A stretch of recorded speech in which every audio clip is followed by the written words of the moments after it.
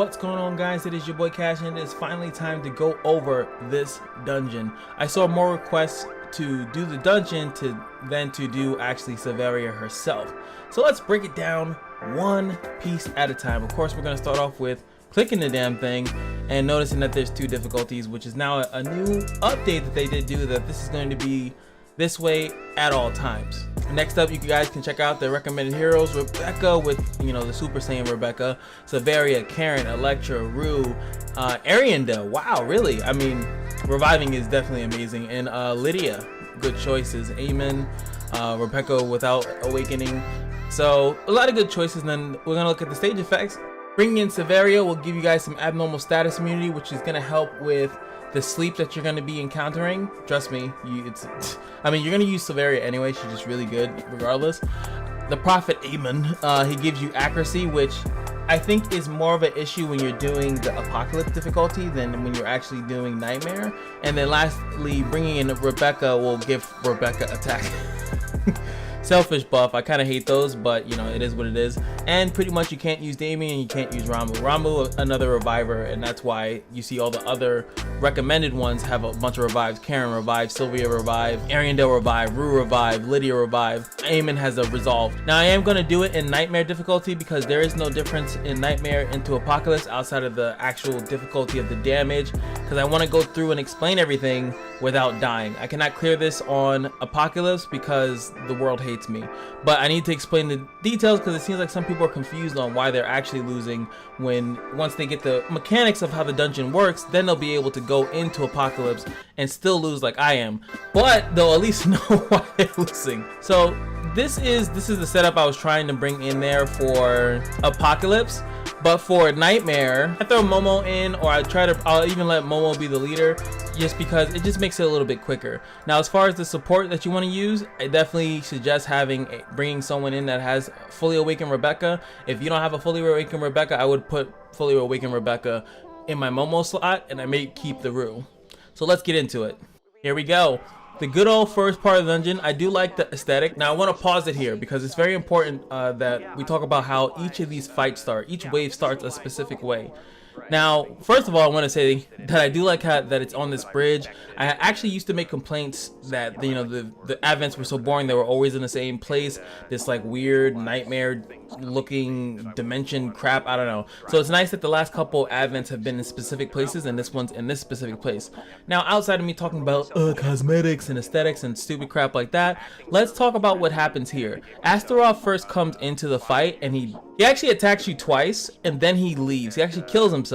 And the reason why you could tell that he kills himself is if you bring in any character that actually has a mechanic in which they actually die, or they get benefits from death, then you will see it actually trigger when he leaves. The best person that I do that with would be like if you bring in Jabanyan, or if you bring in Miss Etika, or if you bring in Ian. You will actually see that he actually does die. He hits himself with 100,000 and he leaves. And that's exactly why she gets the damage absorption, if I'm not mistaken. So any of those, I'm only mentioning that just because it is a cool mechanic if you wanted to utilize that, because obviously every stage, the first and the second, outside of the third, he will actually do that. Someone will actually die. So let's go into the first mechanic of the dungeon, which is going to be the Nightmare. Heroes who defend in Astaroth Nightmare fall asleep. You cannot get rid of this stupid thing, and it's one of my pet peeves. I do think it's a little bit annoying that you can't get rid of something. Even when you die and get revived, it's still going to be on you. This, however, the minimize you can get rid of. Heroes minimize, greatly decreasing the damage dealt, removed when defending. So some people were like, why am I doing 1 damage? If you have the minimize, and which is kind of nice, you can actually visually see it. So your characters are small. So what you need to do is defend, and then they'll get big again. That one thing goes away on that character. So just keep in mind as we'll read it again. I think some people are slightly confused.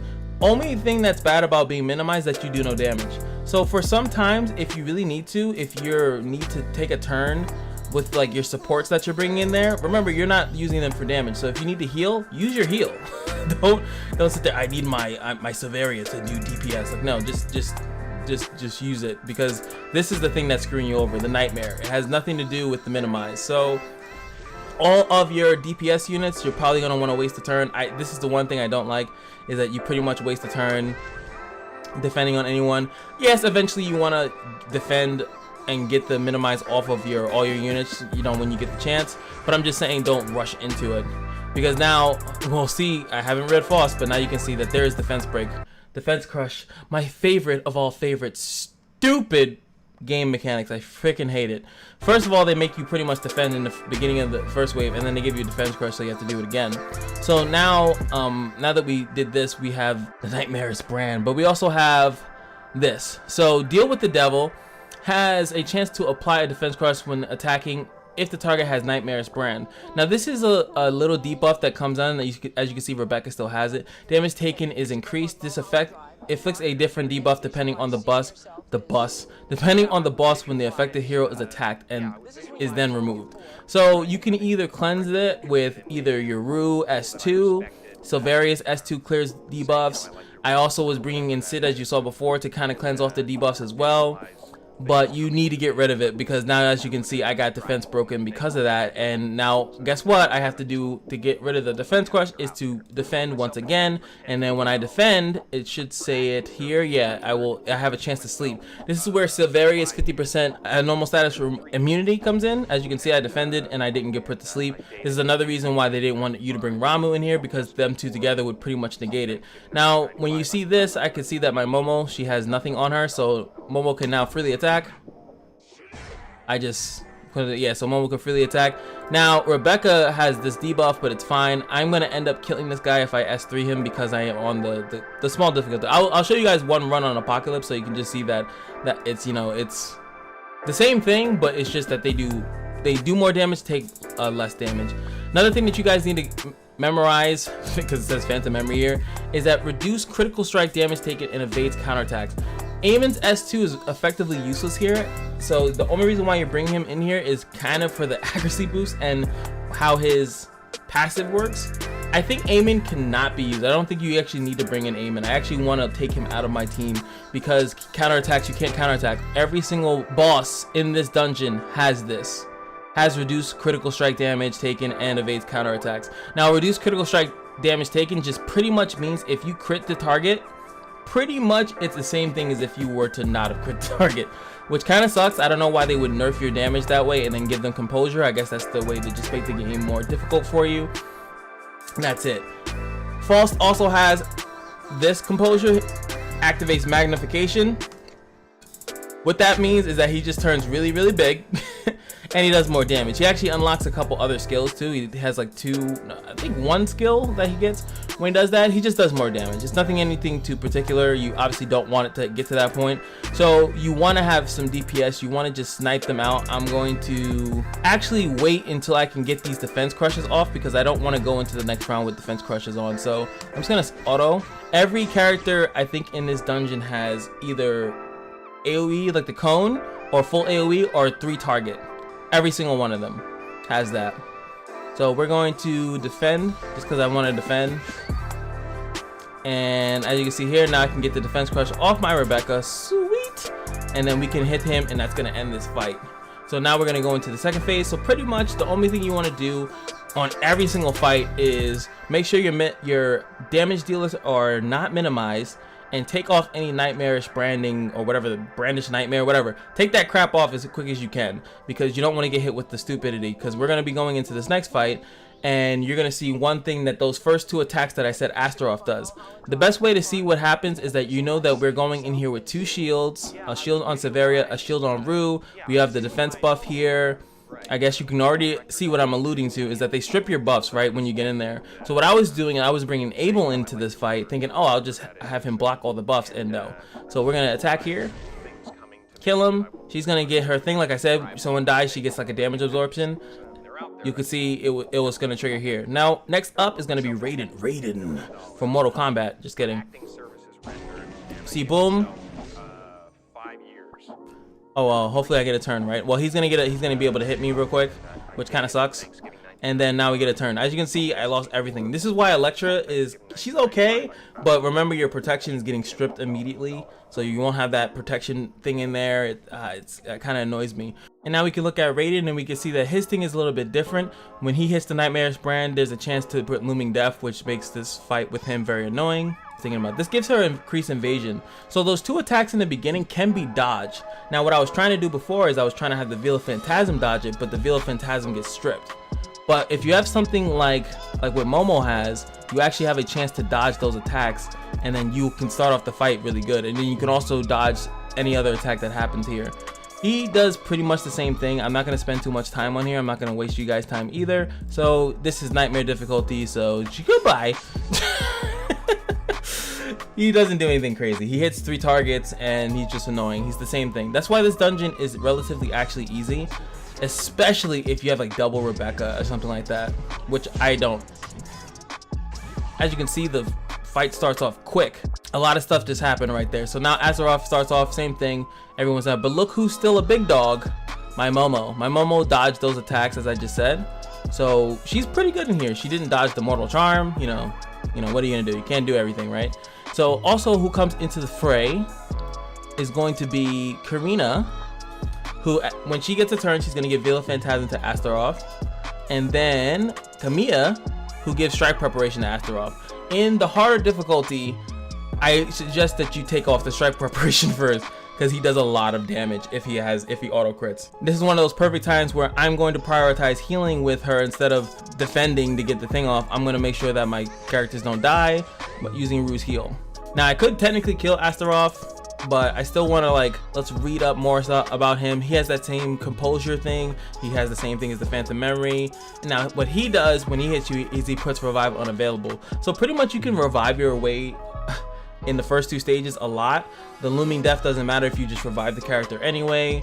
The Defense Crush doesn't matter if you just revive the character anyway. But when you come up to Astaroth, you really need to keep these stupid nightmarish brands in check, because if he kills your character and then they can't come back, you can sit here for a while kind of fighting it off, but eventually his composure will trigger and then it's going to be hard for you to kill it. This is super about how much DPS you can put out. So I think that here I'm on Nightmare, and yes, he will start ulting once his health gets to a certain percentage, so keep that in mind as well. Oh, 1 damage. I wasn't paying attention, so I forgot that she was still minimized. I wasted a turn, and this should be the end of the fight. So it's pretty simple, I think. I don't think that this dungeon is meant to be that difficult. I think it's kind of the same thing with Ariandel. Once you get the mechanics of it, then it really comes down to, do you have the stats, do you have the characters that are gonna allow you to bypass the dungeon? Goodbye. Oh my god, I forgot. I'm a bad man. Don't worry, we got revives for days. There we go. Rue took him out. She cleaned up the nightmare. I don't know. Alright, so let's go into the harder difficulty just to show you that it ain't all sunshine and rainbows. I'm gonna do the same thing. I'm gonna try to take a Super Rebecca in with the same type of team comp, and you're gonna see how much I struggle just because of the lack of stats and things of that nature. Another thing that you're gonna see is them actually dodging. As you can see, that they didn't really dodge anything outside of the auto counterattack dodge. So you're gonna see he has more health. He's gonna do the same thing. I'm gonna be taking a lot more damage. You still gotta do your defense in the beginning. Let's see how far I can get. I'm interested. Look at that. My S2 did nothing. Check this out. This is Rebecca's S3. I mean, it's obviously a different Rebecca, but still. Rebecca's S3. Pretty good damage though. If you were thinking about, I really want Astaroth, which I heard he's really good. I know he's good. I mean, I reviewed him and I remember giving him good remarks. But look how much damage she just did. That's crazy. And I would replace this Momo to be able to do that another turn and just have the revivers revive them, especially Rue reviving, which she gives attack buff when she revives. Yeah, that would be the meal ticket. But one big super big mega complaint I wish is that they had the same text as Sinclair's dungeon. Instead of it that you can't counterattack, that when you counterattack they evade, I wish that you couldn't counterattack. That's why I like Sinclair. You can't counterattack them at all. You don't have to worry about it. you don't have to worry about it looking like or anything like that. It just won't happen. Let's see, maybe you can get a kill here, maybe so. No, not enough DPS. I have a really severe DPS problem, and as you can see here, now he is Big Mama, well, I guess Big Daddy mode. He's now in his magnification, and this is, as you can see, he just becomes big and does more damage. You can actually still somewhat survive this form. It's not like it's like you're gonna get one shot or anything like that. He still hits like 3 targets I think at a time. So that's just and then I have him taunted, so he's always gonna hit Eamon and then 2 others. So as you can see there, that kind of sucked. And I'm gonna have to use my revive here. Not a problem. S2, still not enough damage. That's his other new attack right there. Cool beans, we're just gonna do that. Revive. Get the whole team back. He's gonna kill them again. And as you can see, it's not as like I'm not trying to make it seem like it's simple. Like, look how easy this is. No, it's still pretty difficult. And now, boom, I'm gonna go into the second stage without a chance in hell to actually win the fight because of I didn't kill him fast enough. I think, like I said, if I took Momo out, awaken my Rebecca, and get her, and, you know, awaken my Rebecca, and yeah, even give her the costume, just like go all out, I think I can clear this dungeon. As you can see, it's just a damage. I have a purely just a DPS issue. That's all I have. I just have a DPS. Oh my god. And I have an issue of not defending and keeping that stupid debuff on me. And now she has looming and I can't do anything because I just used my S2. Rebecca, no! Oh, I saw the thing. Ha! I win. But there he goes, the evasion. So hopefully this helps out some of you guys out there that's been waiting. Let's see how this DPS this is. Look at how much that chunks, man. Yeah, all I need is another Rebecca. I need another Rebecca. Momo's good, but Momo's not what they did to Rebecca with the S3. And multi-striking is really good as well. No! Let me... Yes. Yes. I will go out in style. Damn it. It's fine, it's fine. All part of the plan. But that's the furthest that I've actually, no, sorry. I've actually gotten to Astaroth and then I got obliterated within like the first like wave of attacks. But hopefully that helps you guys out. I think that you guys can definitely get this dungeon down. If you want to take that dive into Rebecca's investment, then do that. I think that Eamon, as you saw, he was super useless in that fight. I think me taking out Eamon, even if I wanted to keep Momo in there and then added another either reviver like Sid, taking him out, adding reviver Sid, but if I take out Eamon, I will be missing some attacks. Their evasion will start to come into effect for me because he gives you how much? I said 20. Actually, that's nothing. I should definitely take Eamon out. 20% accuracy is like nothing. That's nothing. I mean, it could be something, but it doesn't feel like it's really helping me out in comparison to a whole other character in the fight. So hopefully that helps you guys out, and hopefully it helps people at least finish Nightmare difficulty. As you can see, it's very easy, especially if you have the 4 characters that are doing what they need to be doing, and the Rebecca, the Awakened Rebecca doing everything else that you needed to do. Severia obviously helps if you haven't summoned for her. We got the summon video, so you know we got her in 400 crystals. But if you need to do it, I think she's a solid character in general. Her guide will be coming up after this. If you guys are looking forward to that, how we're gonna utilize her outside of the dungeon, obviously. And I hope that helps you guys, because I probably said that at least 16,000 times, and who knows how much editing of me saying it. Oh baby, I've said it a lot, but one thing that I can't say enough is thank you guys so much. And remember, every day at the Kashino is your lucky day, and I will see you guys in the next video. Peace.